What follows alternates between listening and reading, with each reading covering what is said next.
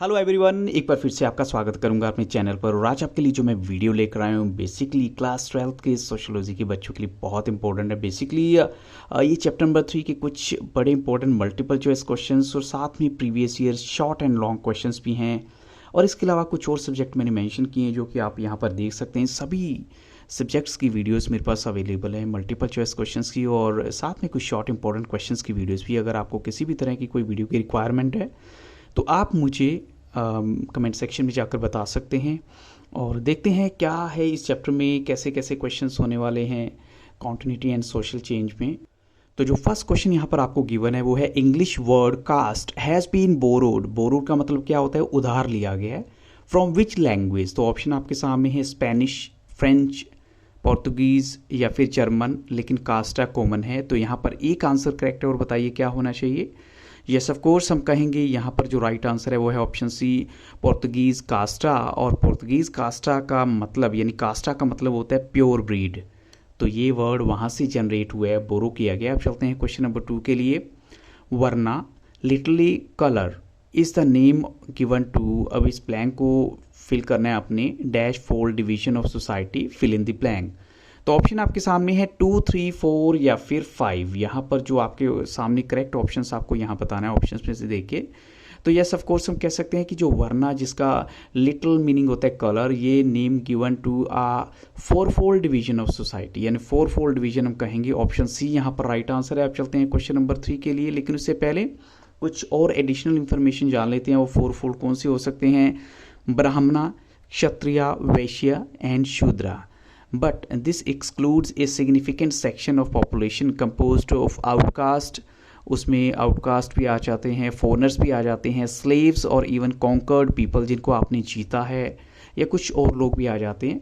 तो ये सब के सब लोग इस पूरे ग्रुप से बाहर के हैं, तो इनको हम एक्सक्लूड करेंगे यहाँ पर। अब चलते हैं क्वेश्चन नंबर 3 के लिए। Caste is an institution, caste एक इंस्टीट्यूशन है यूनिकली एसोसिएटेड विद द। तो ऑप्शन आपके सामने है rich society, Indian subcontinent, ancient Greek culture, modern Greek culture. तो यहाँ राइट आंसर क्या होना चाहिए?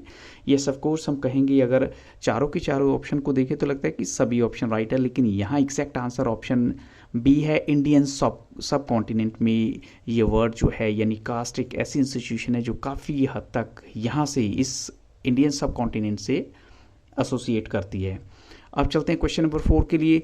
The term caste in the Indian context comprise of. अगर हम कहें कि जो टर्म कास्ट है इंडियन कंटेक्स्ट में, वो किस चीज़ को कंप्राइज करता है, क्या क्या चीज़ इसमें? ट्राइब्स आते हैं, वर्ना आते हैं, जाति, या फिर बोथ बी एंड सी। तो यहाँ पर राइट आंसर क्या होगा? यस ऑफ कोर्स हम कहेंगे यहाँ करेक्ट आंसर है ऑप्शन डी, जिसमें बी और सी दोनों ही ऑप्शन आ जाएंगे, वर्ना भी और जाति भी। तो बी और सी दोनों ही आंसर यहाँ राइट हैं। अब चलते हैं नेक्स्ट क्वेश्चन के लिए।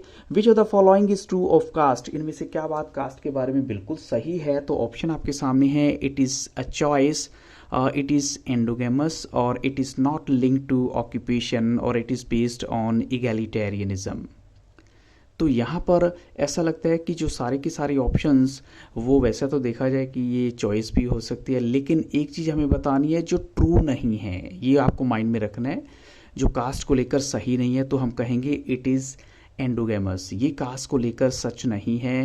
एंडोगेमस का मतलब क्या होता है? Marriage is restricted to the members of the group. तो ये थोड़ा सा आप कह सकते हैं कि आज के टाइम में तो इस चीज़ को वैसे भी कोई फॉलो नहीं करता कि एक ग्रुप तक मैरिज को जो है रिस्ट्रिक्ट कर दिया जाए। So this is not true of the caste. अब चलते हैं क्वेश्चन नंबर 6 के लिए। Theoretically the caste system can be understood as a combination of 2 sets of principles. अगर हम कहें कि थियरेटिकली कास्ट सिस्टम जो है 2 सेट्स ऑफ प्रिंसिपल को लेकर बना है, if one is based on difference and separation, the other is based on the. तो यहाँ पर जो ऑप्शन आपके सामने गिवन है उनमें से एक करेक्ट आंसर आप बताइए क्या हो सकता है।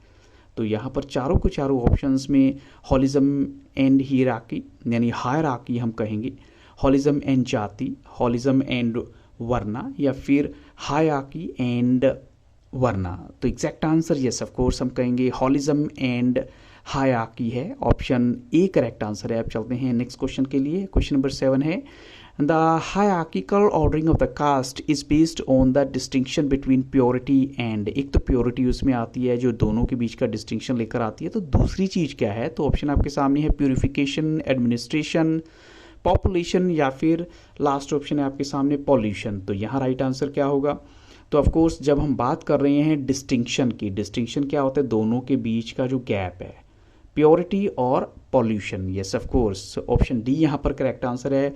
अब चलते हैं क्वेश्चन 8 के लिए। ये ब्लैंक आपको फिल करना है। Dash passed a law that recognised STs and एससीज। तो यहाँ पर वो क्या चीज़ थी, किसने था ये जो लॉ पास किया था? तो ऑप्शन आपके सामने है the untouchability offences act of 1955, the government of India act 1935, the scheduled tribes act वो है 2005, या फिर लास्ट ऑप्शन आपके सामने the scheduled caste act of 1955। But यहाँ right answer, yes of course हम कहेंगे यहाँ पर राइट आंसर है the government of India act of 1935। ये एक ऐसा एक्ट था जिससे scheduled tribes and scheduled caste को एक रिकग्निशन मिली थी अलग से। अब चलते हैं क्वेश्चन नंबर 9 के लिए। द कॉन्सेप्ट ऑफ संस्कृतिजेशन, अगर इसको बोलते हैं Sanskritisation and dominant caste as processes of change was coined by, यानी संस्कृतिजेशन एंड डोमिनेंट कास्ट अगर प्रोसेसेस के तौर पे लिया जाए, चेंज की प्रोसेसेस के तौर पे, तो ये कॉन्सेप्ट देने वाले कौन थे? तो ऑप्शन आपके सामने और राइट आंसर क्या होगा? तो यहाँ पर हम कहेंगे ज्योतिबा फुले, पेरियार, सावित्रीबाई फुले या MN श्रीनिवास। तो ऑफ कोर्स यहाँ right answer option yes option D है, MN श्रीनिवास करेक्ट आंसर है। अब चलते हैं क्वेश्चन नंबर 10 के लिए। The language spoken by the Indian tribes include, जो लैंग्वेज बोली जाती है इंडियन ट्राइब्स के द्वारा वो कौन सी लैंग्वेज है? तो ऑप्शन आपके सामने है इंडो आर्यन, द्रविडियन, ऑस्ट्रिक या फिर तिब्बतो बर्मन। तो यहाँ पर जो राइट आंसर है वो क्या है? यस ऑफ कोर्स हम कहेंगे ऑप्शन सी है, दैट इज ऑस्ट्रिक लैंग्वेज जो है spoken by the Indian tribes.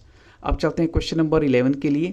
Which of the following tribes has turned into settled agriculture, यानी इनमें से कौन सा ट्राइब ऐसा है जो सेटल्ड एग्रीकल्चर की तरफ चला गया है? तो ऑप्शन आपके सामने है बिरहोर्स, सांथल्स, गोंड्स या फिर लास्ट ऑप्शन आपके सामने है होस। तो correct answer yes of course हम कहेंगे ऑप्शन डी है, यहाँ पर होस है वो ट्राइब। और ये भी नोट करने वाली बात है कि जो बिरहोर्स हैं ये बिहार के हैं, एक हंटिंग गैदरिंग ट्राइब है, are now engaged in making baskets and press oil. अगर आपको इनके बारे में कुछ पूछा जाता है तो आई थिंक सो ये इन्फॉर्मेशन आपके लिए इनफ होगी। अब चलते हैं क्वेश्चन नंबर 12 के लिए। द आदिवासी ट्रेडेड, यानी आदिवासी जो हैं वो किस चीज़ में ट्रेड करते थे? ऑप्शन आपके सामने है सॉल्ट, फॉरेस्ट प्रोड्यूस, एलिफेंट्स या फिर लास्ट ऑप्शन है ऑल ऑफ दीज। तो यहाँ पर right answer yes of course हम कहेंगे ऑप्शन डी है, जिसमें सारी की सारी बातें आ जाती हैं। सॉल्ट यानी नमक, फॉरेस्ट प्रोड्यूस जंगल की जो चीज़ें हैं उनमें सेल करना, या एलिफेंट्स उनमें डील करना। तो सारी की सारी बातें बिल्कुल करेक्ट हैं। अब चलते हैं क्वेश्चन नंबर 13 के लिए। The matrilineal system has inherent disagreements based on, अगर मैट्रिनियल क्या होता है? जो मदर की साइड से होता है, यानी मदर को इंपॉर्टेंस दी जाती है उसमें, और पैट्रिनियल में फादर को दी जाती है। तो इस सिस्टम की जो इनहेरेंट डिसएग्रीमेंट्स है वो किस पर बेस्ड है? तो ऑप्शन आपके सामने है women are deprived power, structure of authority और लीनियंसी टुवर्ड्स मेन, या फिर लास्ट ऑप्शन आपके सामने है ऑल ऑफ दीज। तो यहाँ पर जो डिसएग्रीमेंट्स हैं वो सब की सब बातों को लेकर ये हैं। विमेन आर डिप्राइव्ड पावर ये भी एक्सेप्ट नहीं होता, या फिर स्ट्रक्चर ऑफ अथॉरिटी की बात भी हम कहें तो ये थोड़ा सा इस चीज़ को डिसएग्रीमेंट वो करते हैं, और लीनियंसी टुवर्ड्स मैन भी है। तो ऑल ऑफ डी यानी सभी के सभी ऑप्शन यहाँ पर राइट हैं। क्वेश्चन नंबर 14 देखिए, यहाँ पर ब्लैंक है। डिवोटेड हिज और her life to educate Shudras and anti Shudras, यानी जो शूद्रास और एंटी शूद्रास को इन्होंने वो किया।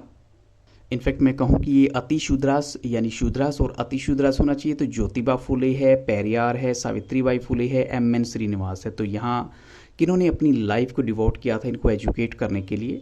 तो right answer yes of course हम कहेंगे राइट आंसर है Savitribai Phule, option C correct answer है। आप चलते हैं नेक्स्ट क्वेश्चन के लिए। महात्मा गांधी और साथ में और कौन हैं जिन्होंने शुरू किया था organising protest against untouchability from the 1920 onwards? तो वो दूसरा नाम आपको यहाँ पर फिल करना है। तो ऑप्शन आपके सामने है और राइट आंसर क्या होगा? तो यहाँ पर जो राइट आंसर है yes of course option A है, डॉक्टर BR अम्बेडकर का नाम है वो। He began organizing protest against untouchability, जिन्होंने अनटचेबिलिटी के अगेंस्ट प्रोटेस्ट किया था कि ये नहीं होनी चाहिए, और from 1920 onwards.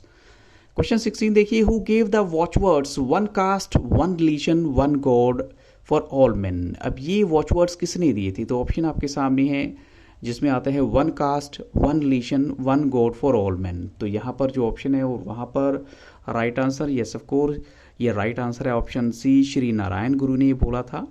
And he was born in Kerala. और प्रीस्ट उन्होंने क्या चीज़ लोगों को सिखाई, brotherhood for all and fought against the caste system, और कास्ट सिस्टम के अगेंस्ट भी उन्होंने लड़ाई की थी। क्वेश्चन 17 देखिए, the dash have been suffered a dilution of tribal share of population, यानी यहाँ पर जो कौन सा पर्टिकुलरली हम कहेंगे एरिया है जहाँ पर ट्राइबल शेयर ऑफ पॉपुलेशन कम हुई है। तो ऑप्शन आपके सामने है और आपको क्या लगता है राइट आंसर होगा, the industrial area of Jharkhand, industrial area of Karnataka, industrial area of Odisha या industrial area of Andhra Pradesh. तो जिस एरिया की हम बात कर रहे हैं वो कौन सा है, ये ऑफ कोर्स हम कहेंगे ऑप्शन ए है, इंडस्ट्रियल एरिया ऑफ झारखंड, जहाँ से ट्राइबल शेयर ऑफ पॉपुलेशन काफ़ी कम हुए हैं, डिल्यूट हुआ है। क्वेश्चन नंबर 18 देखिए, कास्ट ऑल्सो इन्वॉल्व सब डिविजन्स विद इन देमसेल्व्स। अब ये बात सबको मालूम है कि कास्ट के अंदर सब डिविजन्स भी होते हैं। So that is caste almost always have sub caste and sometime sub caste में also have sub caste. So ये क्या चीज़ कही जा सकती है, this is refer to as, option आपके सामने है systematic organisation, segmental organisation, vertical organisation या हॉरिजॉन्टल ऑर्गेनाइजेशन। तो यहाँ पर अगर सारे ऑप्शन देखें तो right answer yes of course हम कहेंगे ऑप्शन बी है, this is called as segmental organisation. Question number 19 देखिए, हु फाउंडेड द सत्याशोधक समाज ट्रूथ सीकर सोसाइटी, ये कौन थे जिन्होंने इसकी स्थापना की थी। तो ऑप्शन आपके सामने है और right answer yes of course right answer यहाँ पर option A, Jyotirao Govindrao Phule. So it was founded in 1873, which was devoted to securing human rights and social justice for low caste people. Basic जो इनका purpose था वो क्या था, तो human rights का सोचना या सोशल जस्टिस, और वो भी लो कास्ट के लोगों के द्वारा, इसलिए इसको स्थापित किया गया था। अब नेक्स्ट क्वेश्चन देखिए, यहाँ पर इस ब्लैंक को फिल करने, the dash census under the direction of Herbert Ridgely was particularly important as it sought to collect information on the social hierarchy of caste। अब इस ब्लैंक को फिल कीजिए, वो सेंसस कब की हो सकती है, 1860s या 1881 या फिर नेक्स्ट है आपके सामने 1901, लास्ट ऑप्शन है 1905। तो यहाँ राइट आंसर क्या होगा, तो यस ऑफ कोर्स हम कहेंगे राइट आंसर है 1901 की वो सेंसस है under the direction of Herbert Ridgely, जो कि बहुत इंपॉर्टेंट थी क्योंकि इसका मेन पर्पस क्या था, to collect information on the social hierarchy of caste. और आपको पता भी होगा उसके बाद तो फिर सबको लगता था कि शायद हम अपना जो है कास्ट को थोड़ा ऊंचा दिखा देते हैं, ये थोड़ा सा प्रॉब्लम आ गई थी उस टाइम, लोग डर गए थे बहुत सारे। अब चलते हैं क्वेश्चन नंबर 21 के लिए, what is the term use to refer to those caste which had a large population and were granted land rights, उनको लैंड राइट्स पे मिले हुए थे by the partial land reforms effected after independence. तो कौन सा टर्म यूज़ किया जाता है उन कास्ट के लिए, तो ऑप्शन आपके सामने है, डोमिनेंट कास्ट, सेगमेंटल ऑर्गेनाइजेशन, संस्कृतिजेशन या फिर हॉरिजॉन्टल ऑर्गेनाइजेशन। तो यहाँ पर लास्ट ऑप्शन आपका है horizontal organisation. Right answer yes of course right answer option A है, उसे हम कहेंगे डोमिनेंट कास्ट। क्वेश्चन नंबर 23 है, he was born in Kerala and was a leader of the lower caste and Dalits. With his efforts, Dalit got freedom to walk on public roads and Dalit children were allowed to join schools। अब वो कौन है जिन्होंने ऐसा किया, तो option आपके सामने फिर से हैं और राइट आंसर यस हम कहेंगे राइट आंसर है ऑप्शन सी, अयान कली। अयान कली हम कहेंगे। अब चलते हैं क्वेश्चन नंबर 24 के लिए, यहाँ फिर से ब्लैंक को फिल करना है। The dash ordering of the caste is based on the distinction of polluting and purity. अब सभी को पता है कि दोनों का डिस्टिंक्शन है पॉल्यूटिंग और प्योरिटी का। तो this is the division between something believe to be closer to the sacred and something believe to be distant from. तो यहाँ पर ऑप्शन जो हैं वो है सेगमेंटेशन, हॉलिस्टिक, संस्कृतिजेशन या फिर हायरार्किकल। तो राइट आंसर क्या होगा, तो हम कहेंगे यहाँ राइट आंसर है, वो ऑर्डरिंग कौन सी है, yes of course hierarchical ordering है of the caste is based on the distinction of polluting and purity. And this is the division between something believed to be closer to the sacred and something believed to be distant from। एक तो sacred भी है या उससे बहुत दूर हो जाना, तो दोनों के बीच का गैप है वो हायरार्किकल है। सो ये तो कुछ मल्टीपल चॉइस क्वेश्चन थे। अब आपके साथ डिस्कस करता हूँ कुछ ब्लैंक वाले क्वेश्चंस, और इन ब्लैंक्स में आपको एग्जैक्ट आंसर फिल करना है। Dash refers to a process whereby members of a means usually middle or lower caste attempt to raise their own social status by adopting a ritual, domestic and social practices of a caste. अब कुछ लोग ऐसे होते हैं जो अपनी cast को छोड़ना चाहते हैं, अपना जो लेवल थोड़ा बढ़ाना चाहते हैं, स्टेटस बढ़ाना चाहते हैं, तो इस पूरी प्रोसेस को क्या नाम दिया गया? यस, हम कहेंगे संस्कृतिजेशन, एक्चुअल में इसको नाम दिया गया है। अब नेक्स्ट क्वेश्चन देखिए, a dash group has members who are related by ancestry, marriage और अडॉप्शन। ये कौन सा ग्रुप हो सकता है? तो हम कहेंगे yes of course kinship. A kinship group has members who are related by ancestries, marriage और अडॉप्शन। नेक्स्ट देखिए, endogamy can be defined as an individual to marry with in a dash defined group. तो यहाँ पर हम क्या कहेंगे? Right answer क्या होगा? यस, जो राइट आंसर है वो है endogamy can be defined as an individual to marry with in a culturally defined group. Yes of course, culturally defined group है। Now we move to short important question और previous year question. अब ये question 2018 के paper में आया हुआ है 2 mark में। Explain Sanskritisation as a process of change. अब देखिए, पहले तो आप इसका मतलब समझिए। संस्कृतिजेशन का मतलब होता है process by which a low Hindu caste और tribal group changes its customs, ideology and rituals and ways of life in the direction of high and twice born caste.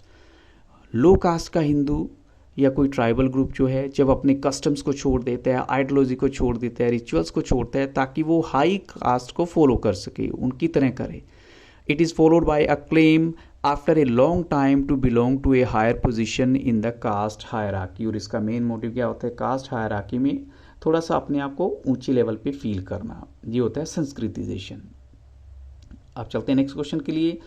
Tribals have paid a disproportionate price for the development of the rest of the Indian society, highlight the sources of conflict between national development and tribal development. अब national development और tribal development, ये question 2018 में आया हुआ है। तो यहाँ देखिए कि कैसे उन्होंने बहुत बड़ी कीमत चुकाई है ट्राइबल्स ने।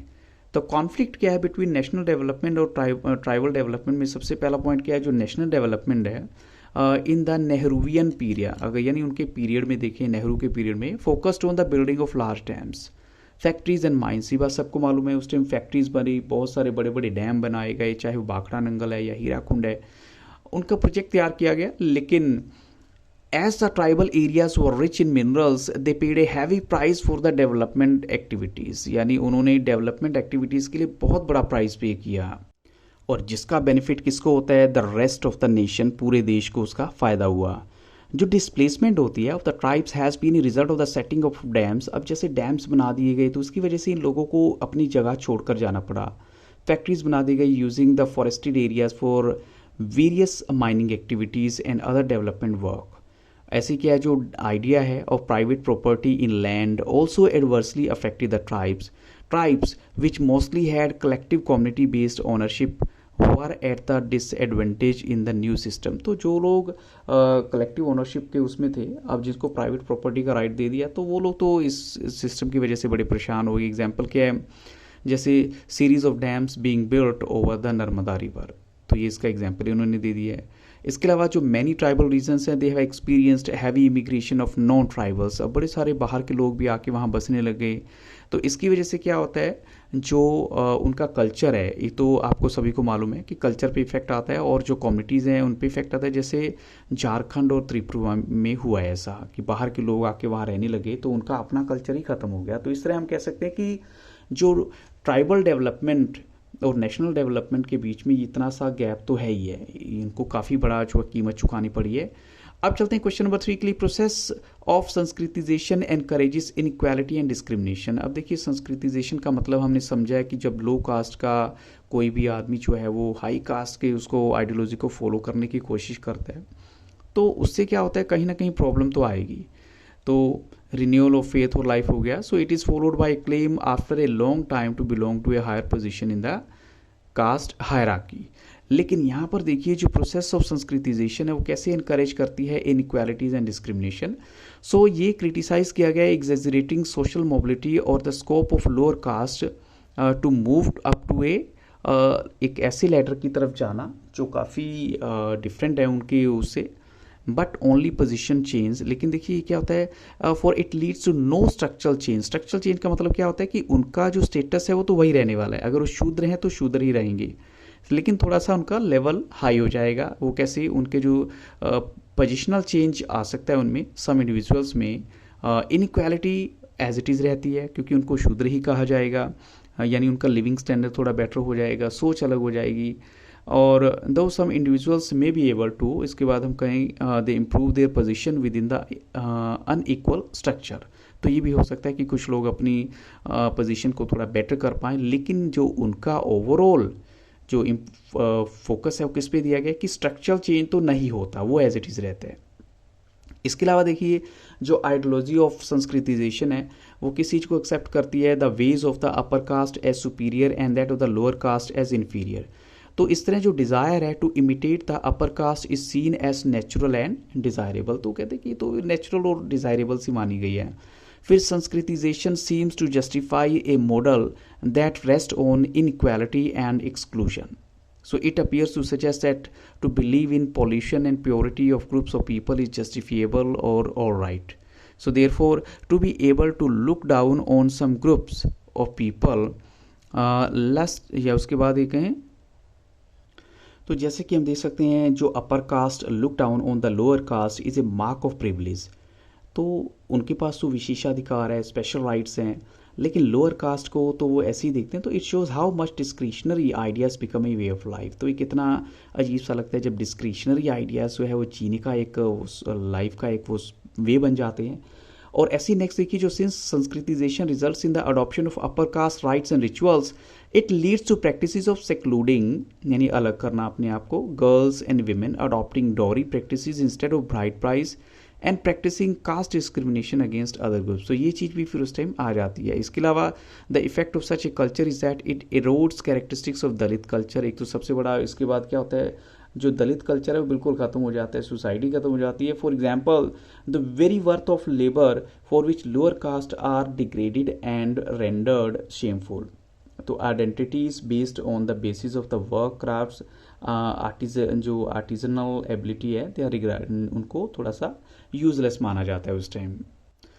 नेक्स्ट क्वेश्चन देखिए, Adivasi experiences of marginalisation and their sense of injustice were the mobilised to create shared Jharkhandi identity. Mention the issue against which leaders of Jharkhand agitated. यानी ऐसा क्या रीज़न था जो झारखंड के लीडर्स जो हैं उन्होंने अपना गुस्सा दिखाया, क्या रीज़न था? तो ऑफकोर्स ये बात उन्हीं को लेकर है। The issue against which the leaders of Jharkhand agitated were, एक तो पहले क्या है, acquisition of land for various irrigation project and firing ranges. एक तो जो जितने भी ट्राइबल पीपल है उनकी लैंड को ले लिया गया। फिर उसके बाद है survey and settlements operations which were held up, camps close down. तो ये सारा का सारा हुआ, यानी सर्वे हो गए, वहाँ पे कैंप्स क्लोज कर दिए गए। इसके अलावा जो collection of loans, rents, dues which were registered, उसको थोड़ा सा रिस्ट्रिक्शन में ला दिया गया। और लास्ट है nationalisation of the forest produce which they boycotted. तो ये फॉरेस्ट प्रोड्यूस को नेशनलाइज करना भी उनको जो है थोड़ा सा अच्छा नहीं लगा था, तो इस वजह से उन्होंने गुस्सा किया था, काफ़ी एजिटेटेड थे वो लोग। तो ये कुछ इंपॉर्टेंट क्वेश्चन थे जो आई होप सो आपके लिए हेल्पफुल रहने वाले हैं। फिर भी आपका किसी भी तरह का ओपिनियन है तो आप जरूर बताइएगा कमेंट सेक्शन में जाकर। So I hope so this video will be helpful to you. So thank you very much and don't forget to see the description box और the playlist section of the video, वो आपके लिए helpful होने वाले हैं। So thank you very much and have very nice day.